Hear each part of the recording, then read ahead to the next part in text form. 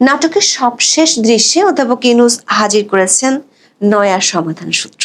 বলছে জুলাই সনদ বাস্তবায়নের আদেশ নিয়ে অধ্যাপক ইউনূস নতুন বোতলে ঢেলে দিয়েছেন সেই পুরনো ওষুধ। বাস্তবায়নের পদ্ধতিতে এসেছে কিছু পরিবর্তন। বিএনপির দাবি থেকে এক চিমটি লবণ আর জামাতের কাছ থেকে এক মুঠ গুড় নিয়ে দেয়া হয়েছে মেটিকুলাস ঘুটা। এরপর যা পাওয়া যাচ্ছে তা সেই আলী রিয়াজেরই হাঁসচারু সংবিধান। একটু ভিন্ন লেবেল আর ব্র্যান্ডিং এ গুছিয়ে দেওয়া হচ্ছে দলগুলোর কাছে। তাল গাছটি নিজেদের কোর্টে রেখেই বল আবার ঠেলে দেওয়া হয়েছে মিত্র হিসেবে পরিচিত দলগুলোর কোর্টে। পরিস্থিতি আরেকটু জটিল করে তুলতে রাষ্ট্রপতির স্বাক্ষরের মাধ্যমে জারি হয়ে গেছে জুলাই সনদ বাস্তবায়ন আদেশ। ফলে ফেব্রুয়ারিতে নির্বাচন চাইলে বিএনপিকে হাঁসচারু সংবিধানে গিলতে হবে সেই। আবার সংসদ নির্বাচনের দিনে গণভোটের সিদ্ধান্ত মেনে নিলে বড় ধরনের রাজনৈতিক পরাজয়ের মুখে পড়তে হবে জামাতকে। কিংস পার্টি এনসিপির সামনেও থাকছে সংশয়ের দোলাচল। প্রাথমিক প্রতিক্রিয়ায় বিএনপি জামাত দুই দলের পক্ষ থেকে এসেছে উষ্মা।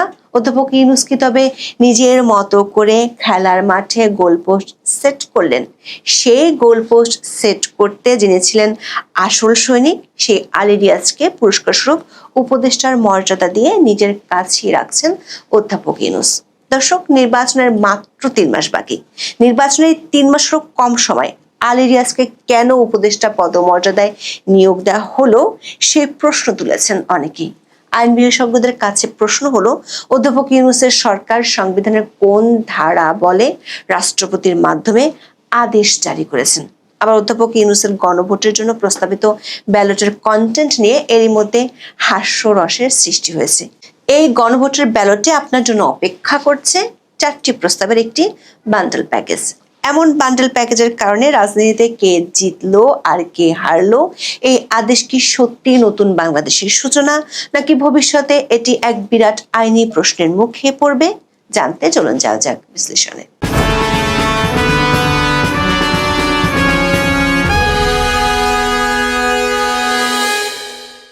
দর্শক, দেশে নিবন্ধিত রাজনৈতিক দলের মধ্যে মাত্র 18টি দল অধ্যাপক ইউনূসের ঐকমত্য কমিশনের খেলায় জায়গা পেয়েছিল। মোট 32টি দল ও জোটের সাথে 9 মাস ধরে কয়েক দফায় বৈঠক করে অনেক নাটকের পর জুলাই সনদ স্বাক্ষর হয়। তবে সেটি যে একটি ফাঁদ বা প্রতারণা ছিল তা এরই মধ্যে পরিষ্কার করে বলেছে বিএনপি।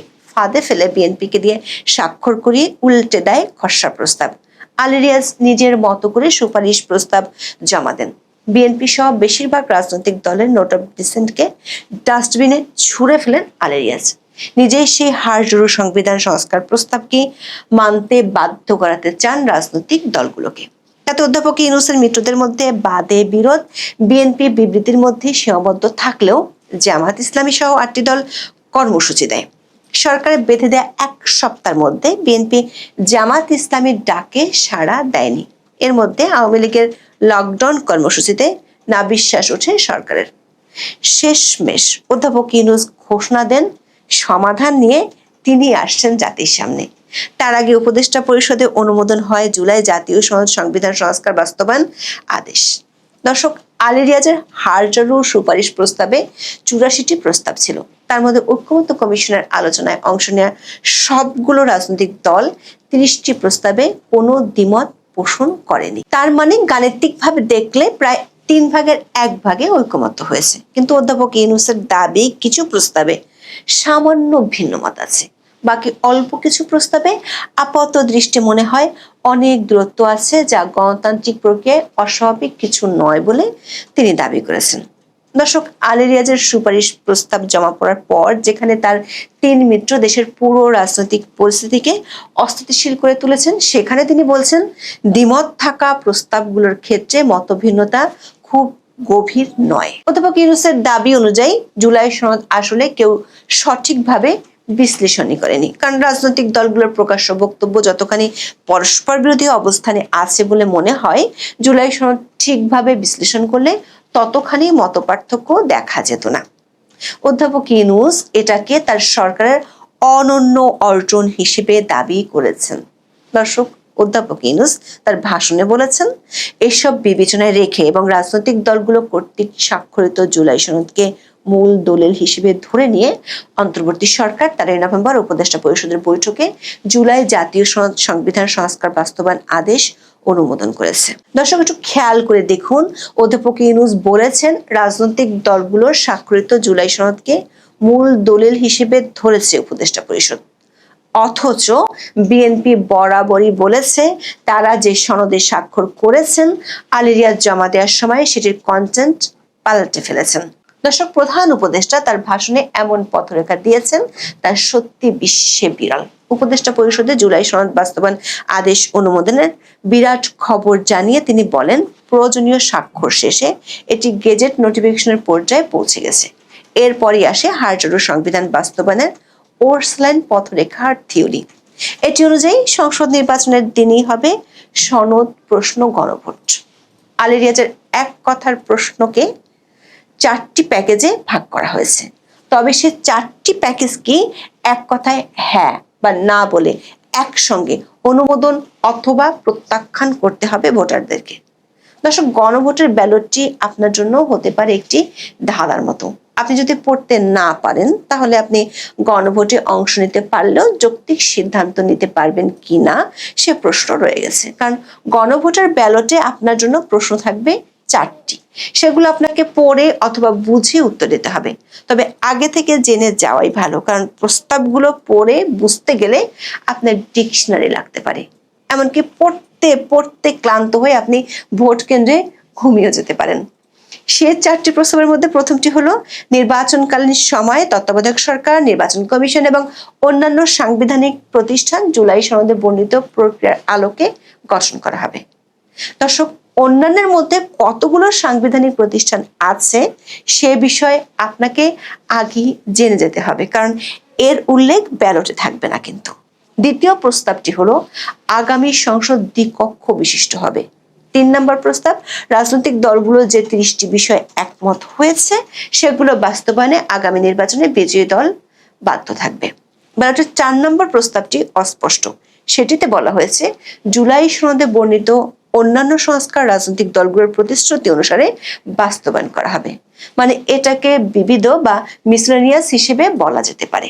মজার বিষয় হলো জুলাই সনদের গণভোটে ব্যালটটি আপনাকে অনেকক্ষণ ধরে পড়তে হবে, কিন্তু আপনার ভোট দিতে লাগবে জাস্ট একটি ক্লিক বা ঠিক। মানে 4টি প্রশ্নের মধ্যে আপনি একটিতে হ্যাঁ দিবেন আর একটিতে না দিবেন সেই সুযোগ থাকছে না। আপনাকে বলতে হবে হয় আপনি 4টিতে একসাথে হ্যাঁ অথবা না। যেমন ধরুন, আপনি তত্ত্বাবধায়ক সরকার চান কিন্তু সংসদের উচ্চকক্ষ চান না, সে সুযোগ অধ্যাপক ইউনূসের গণভোটে থাকছে না। দর্শক, বিষয়টিকে আপনি গ্রামীণ ফোনের বান্ডেল প্যাকেজের মতো ধরতে পারেন। আপনার হয়তো টক টাইম বেশি লাগবে কিন্তু ইন্টারনেট ডাটা আর SMS কম লাগবে, কিন্তু আপনার উপায় নেই নিজের পছন্দ মতো কেনার। কোম্পানির যা দেয় তা যেমন গিলতে হয় তেমনি অধ্যাপক ইউনূসের গণভোটে আপনার নিজের পছন্দ মতো রায় দেওয়ার সুযোগ নেই। আপনাকে দিতে হবে বান্ডেল রায়। অন্তর্বর্তী সরকারের পাশ করা আদেশ অনুযায়ী গণভোটের সংখ্যাগরিষ্ঠ ভোট হ্যাঁ সূচক হলে আগামী সংসদ নির্বাচনে নির্বাচিত প্রতিনিধি নিয়ে একটি সংবিধান সংস্কার পরিষদ গঠিত হবে। এই প্রতিনিধিগণ একই সাথে জাতীয় সংসদের সদস্য হিসেবে দায়িত্ব পালন করবেন। পরিষদ তার প্রথম অধিবেশন শুরুর তারিখ হতে 180 কার্য দিবসের মধ্যে সংবিধান সংস্কার করবে। সংবিধান সংস্কার সম্পন্ন হওয়ার পর 30 কার্য দিবসের মধ্যে সংসদ নির্বাচনে প্রাপ্ত ভোটের সংখ্যানুপাতে উচ্চকক্ষ গঠন করা হবে। এর মেয়াদ হবে নিম্নকক্ষের শেষ কার্য দিবস পর্যন্ত। দর্শক, এখন দেখে আসি অধ্যাপক ইউনূসের এমন ঘোষণার সাথে তার 3 মিত্রের কে জিতলো আর কে হারলো। বলে রাখা ভালো, বিএনপি, জামাত ইসলামী আর এনসিপি ছাড়া বাকি রাজনৈতিক দলগুলোকে অনেক আগেই মাঠে বের করে দিয়েছিল ঐকমত্য কমিশন, কিন্তু বিএনপি, জামাত ও এনসিপির চাওয়াগুলো ছিল ভিন্ন ভিন্ন। সংসদ নির্বাচনের দিনে গণভোট হচ্ছে, এটি ছিল বিএনপির প্রধান দাবির মধ্যে একটি। অন্যদিকে জামাত ইসলামীর নেতারা নির্বাচনের আগে গণভোটের জন্য প্রয়োজনে আঙ্গুল বাঁকা করে ঘি খাওয়ার ঘোষণা দিয়েছিলেন, বলেছিলেন ঘি তাদের লাগবে। ফলে গত 16 মাসে সরকারকে অকুণ্ঠ সমর্থন দেয়া জামাত ইসলামের কাছ থেকে ঘিয়ের বাটিটা কেড়ে নিল অধ্যাপক ইউনূস। তবে গণভোট কখন হবে তা নিয়ে কিংস পার্টি এনসিপির কোনো মাথা ব্যথা ছিল না। জামাত ইসলামী উচ্চকক্ষ ও নিম্নকক্ষের পিআর চেয়েছিল, বিএনপির দুটোতেই আপত্তি আছে, আর এনসিপি শুধু উচ্চকক্ষে পিআর পদ্ধতিতে নির্বাচন চায়। তবে গণভোটে যদি না জয়যুক্ত হয় তাহলে জামাত ও এনসিপির যে কোনো কক্ষে পিআর পদ্ধতির স্বপ্ন শেষ হয়ে যাবে। সাংবিধানিক পরিষদ গঠন করে এনসিপির প্রস্তাবকে মেনে নেওয়া হয়েছে। বিএনপি চেয়েছিল নির্বাচিত সংসদের হাতেই সংবিধান সংস্কারের ক্ষমতা থাকবে।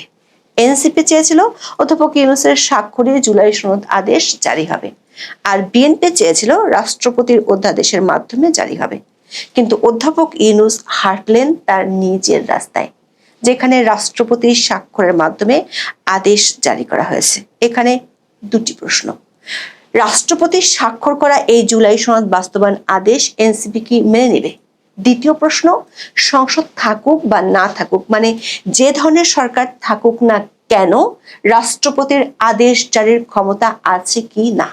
সংবিধানের 93 অনুচ্ছেদে সংসদ না থাকলে রাষ্ট্রপতিকে অধ্যাদেশ প্রণয়নের ক্ষমতা দেওয়া হয়েছে, কিন্তু আদেশ জারির ক্ষমতা কোথাও দেওয়া হয়নি।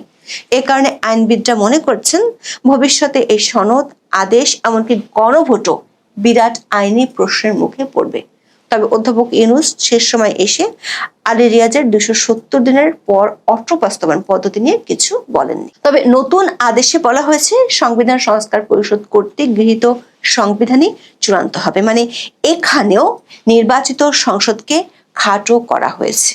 দর্শক, স্পষ্টতই বোঝা যাচ্ছে অধ্যাপক ইউনূস খেলার মাঠে নিজের মতো করে গোলপোস্ট সেট করেছেন, আর তাতে তাৎক্ষণিক প্রতিক্রিয়ায় অখুশি বলে জানিয়েছে বিএনপি ও জামাত নেতারা। বিএনপির স্থায়ী কমিটির সদস্য সালাউদ্দিন আহমেদ অভিযোগ করেছেন অধ্যাপক ইউনূস নিজেই জুলাই সনদ লঙ্ঘন করেছেন।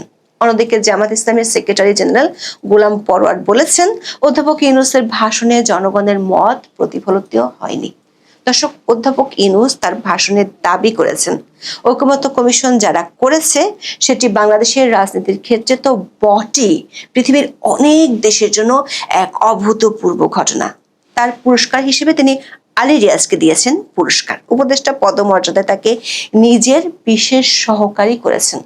তবে বিস্ময়কর হলেও সত্যি আমরা দেখতে পাচ্ছি অভূতপূর্ব ঘটনা হলো নিজের 3 মিত্র নিয়ে বৈঠক করেছেন, দাবি করেছেন বিশ্বের জন্য উদাহরণ সৃষ্টিকারী ঐক্য হয়ে গেছে, কিন্তু বাস্তবতা হলো সেই 3 মিত্র দড়ি টানার খেলায় 3 জন 3 দিকে টেনে যাচ্ছেন। আর 3 মিত্র যখন কাদা পানিতে গড়াগড়ি খাচ্ছে, আসলে পুরো বাংলাদেশ যখন হোঁচট খাচ্ছে, তখন অধ্যাপক ইউনূস ও তার ঘনিষ্ঠজনরা প্যাভিলিয়নে বসে হেসে গড়াগড়ি খাচ্ছেন। নিজে মোড়ল সেজে মিত্রদের মধ্যে এমন ফ্যাসাদ বাদিয়ে দেওয়াটাকে অধ্যাপক ইউনূস দেখছেন ভবিষ্যৎ রাজনীতির জন্য আশাব্যঞ্জক। মিত্ররা যে অধ্যাপক ইউনূসের কথায় খুশি হবেন না, সেটি হয়তো তিনি আগে থেকেই বুঝতে পেরেছিলেন। সেজন্য আগামী ফেব্রুয়ারিতে সুষ্ঠু নির্বাচন অনুষ্ঠানের বিষয়ে অভ্যুত্থানের সপক্ষের রাজনৈতিক দলগুলোকে অবশ্যই ঐক্যবদ্ধ থাকার কথা বলেছেন, না হলে জাতি এক মহা বিপদের সম্মুখীন হবে বলেও আশঙ্কার কথা জানিয়েছেন। মিত্রদের কাছে ভিন্ন মতের প্রতি সহিষ্ণুতা চেয়েছেন। আশা করেছেন সরকারের চাপিয়ে দেয়া এই সিদ্ধান্ত জাতির বৃহত্তর স্বার্থে রাজনৈতিক দলগুলো মেনে নেবে। তার দাবি একটি উৎসব মুখর জাতীয় নির্বাচনের দিকে জাতি এগিয়ে যাবে। বলেছেন এর মাধ্যমে আমরা নতুন বাংলাদেশে প্রবেশ করব। দর্শক, আপনাদের হয়তো মনে আছে সরকারপন্থী রাজনৈতিক দলগুলোকে নিয়ে 17 অক্টোবর বৃষ্টি ভেজা বিকেলে জাতীয় সংসদ ভবনের দক্ষিণ প্লাজায় ঘটা করে আয়োজন করা হয় জুলাই সনদে স্বাক্ষর অনুষ্ঠান। সেদিন মোট 24টি রাজনৈতিক দল ও জোটের নেতারা সনদে সই করেন। উচ্ছ্বাস ভরা কণ্ঠে অধ্যাপক ইউনূস সেদিন নতুন বাংলাদেশের সূচনার ঘোষণা দেন। বলেছিলেন জুলাই জাতীয় সনদ স্বাক্ষরের মাধ্যমে জাতি নৃশংসতা থেকে সভ্যতায় ফিরে এসেছে, যেখানে আগে আইনের শাসন ছিল না, মানুষ যা ইচ্ছা তাই করতে পারত। তবে এর প্রায় 1 মাস পরে এসে জানা গেল নতুন বাংলাদেশের সূচনা এখনো হয়নি, এর দোরগোড়ায় এখনো অপেক্ষা করছে। দেখা যাচ্ছে 1 মাস আগে নতুন বাংলাদেশের সূচনার দাবির 16 আনায় ছিল মিছে। প্রশ্ন হলো কয়েকদিন পর পর অধ্যাপক ইউনূস নতুন করে নতুন বাংলাদেশে নিয়ে যাচ্ছেন বাংলাদেশের মানুষকে। এমন নতুন বাংলাদেশ বলে তিনি আর কত ঘোল খাওয়াবেন? নির্বাচনের আগে হয়তো সে ঘোল আরো অনেকবার খাওয়া বাকি আছে আপনাদের। প্রশ্ন হলো, প্রায় 9 মাসের নাটকের দেশ কি পেল? গভীর থেকে গভীরতর হওয়া সংকটের কি শুরু হলো? ঘোটা স্যালাইনের মাধ্যমে একটি বিতর্কিত রচনা মিত্র দলগুলোর কাঁধে চাপিয়ে দিয়ে কি বিরাট অর্জনের স্বপ্ন